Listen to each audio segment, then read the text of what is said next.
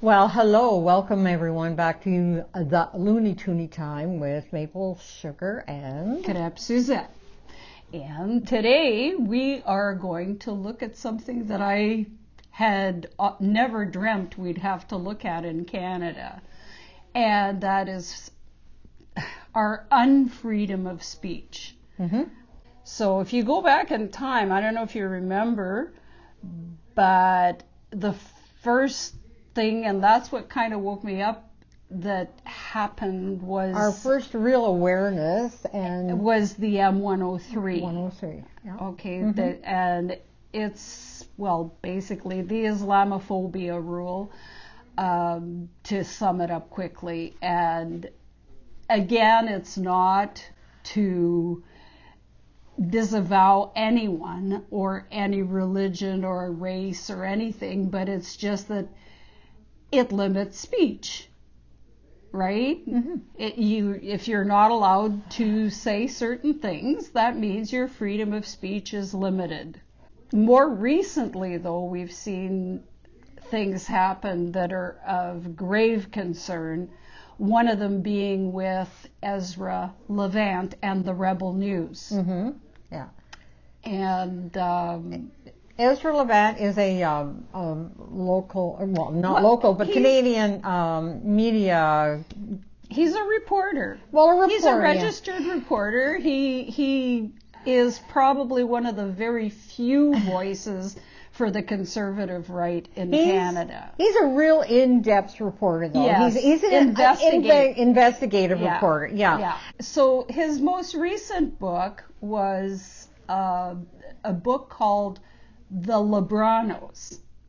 Instead of The Sopranos. And for anyone who has watched The Sopranos, it's about the mob. So, of course, being that he wants to sell his book, a good marketing tool was to publish it just before the election. And to add fuel to the flame, he had signs, lawn signs, during the election with the Libranos on it, and it's got a caricature of Justin's picture.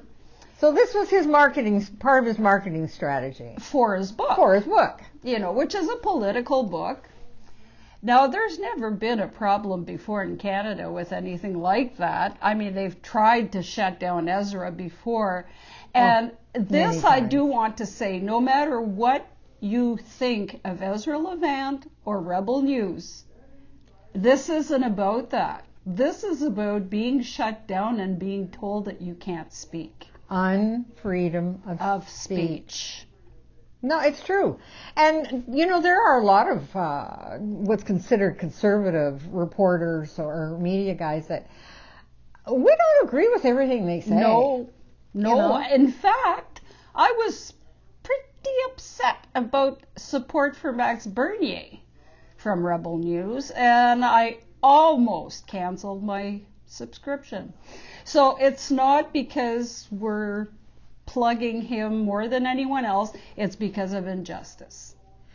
Now, what they did is, after the election, I'll call them, for lack of a better name, the Canadian Gestapo, brought him in to rake him over the coals.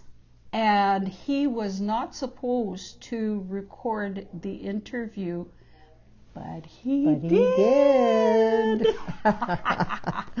Way to go, Ezra. So we're going to show you a few clips from that interview.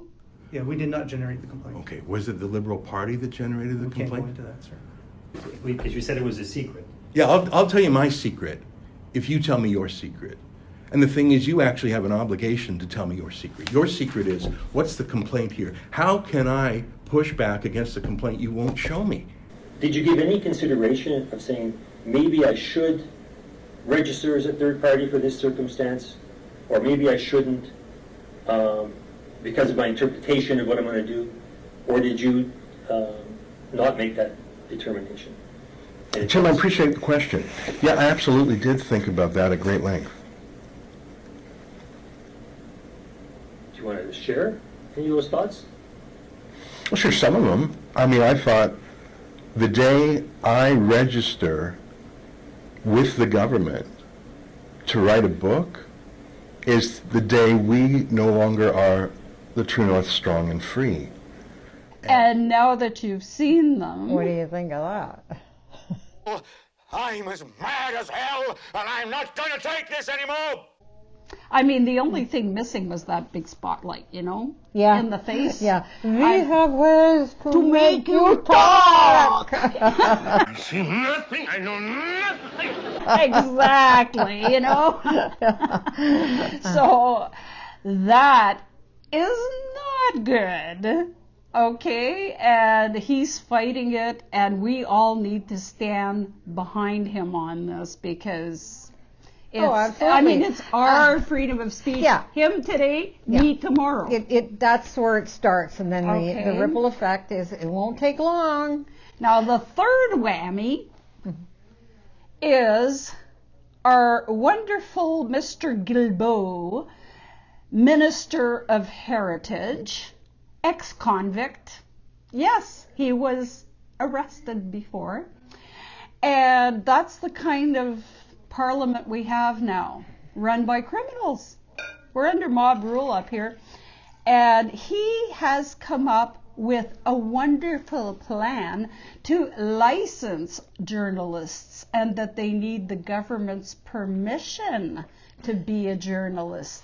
And I'm sure that certain contents are meant to be disallowed, right? Oh, well, sure.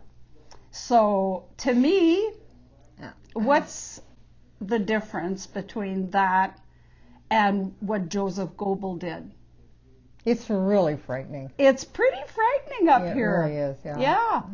Yeah. This is not the Canada that we're used to living in.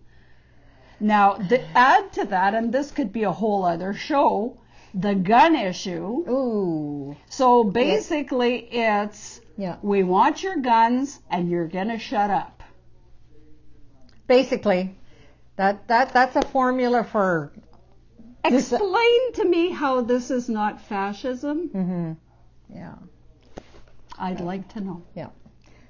And in the meantime, So in the meantime, keep your stick on the ice, eh? Toodaloo. God bless. See you next time.